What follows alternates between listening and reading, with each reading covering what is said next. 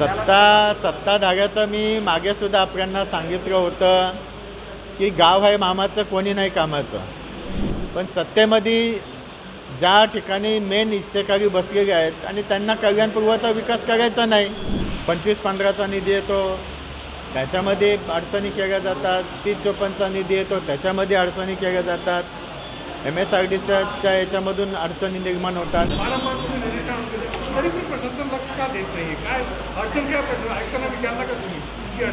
आयुक्तांची अडचण आहे, काहीतरी नेत्यांचे फोन येत असतील, काही नेत्यांचा दबाव असेल, त्याच्यामुळे आयुक्तांना अडचण असतील.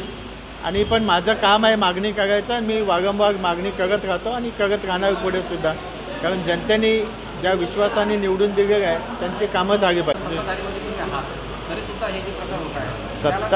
सत्ताधाऱ्याचं मी मागे सुद्धा आपल्याला सांगितलं होतं की गाव आहे मामाचं, कोणी नाही कामाचं.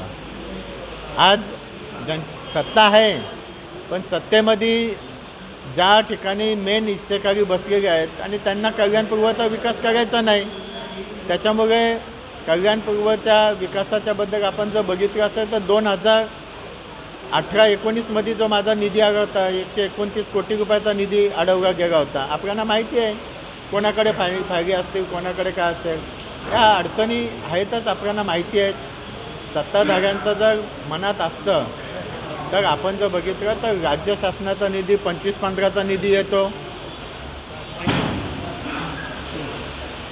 25-15चा निधी येतो त्याच्यामध्ये अडचणी केल्या जातात, 30-54चा निधी येतो त्याच्यामध्ये अडचणी केल्या जातात, MSRDCच्या याच्यामधून अडचणी निर्माण होतात, MMRDAच्या याच्यातून अडचणी निर्माण होणार, अशा अनेक अडचणी निर्माण होतात. आणि आपण बघितलं असतं या सर्व गोष्टींचा मी पाठपुरावा नेहमी करत असतो. आणि येणाऱ्या काळामध्ये सुद्धा अजून फंड येणारच आहे, कोणी किती थांबवायचा प्रयत्न केला तरी फंड येईल आणि विकास तर होतच राहील. कल्याणपूर्वमध्ये बऱ्याचशा समस्या आहेत. सर्वात महत्त्वाची म्हणजे पाण्याची समस्या आहे. पाण्याच्या ह्याच्यामध्ये महानगरपालिकेचे अधिकारी सांगतात की आम्हाला 49-50 MLT पाणी भेटतं आहे आणि MIDCचे अधिकारी सांगतात आम्ही 70-74 MLT पाणी देतो आणि ॲक्च्युअल कोटा आपला 104 MLTचा आहे. तो पाणी कमी येतो, त्याच्याबद्दल एक मीटिंग होती.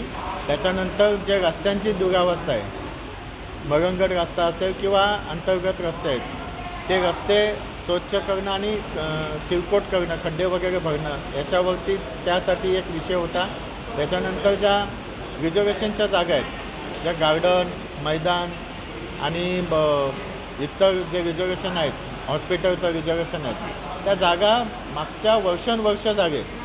खरं तर काही लोक बोलतात की आमदारांनी काय विकास केला, तर त्यांच्या नेत्यांनी येऊन कधीतरी माझ्यासमोर या गोष्टी बोलल्या पाहिजेत की ह्या ज्या रिझर्वेशनच्या जागा होत्या त्या नेत्यांनी, ज्यांचे महापौर होते त्यांनी ह्या जर जागा घेतल्या असत्या, ॲक्वायर केल्या असत्या, तर आज कल्याणपूर्वमध्ये वेगळं चित्र असतं, चांगलं डेव्हलपमेंट दिसलं असतं.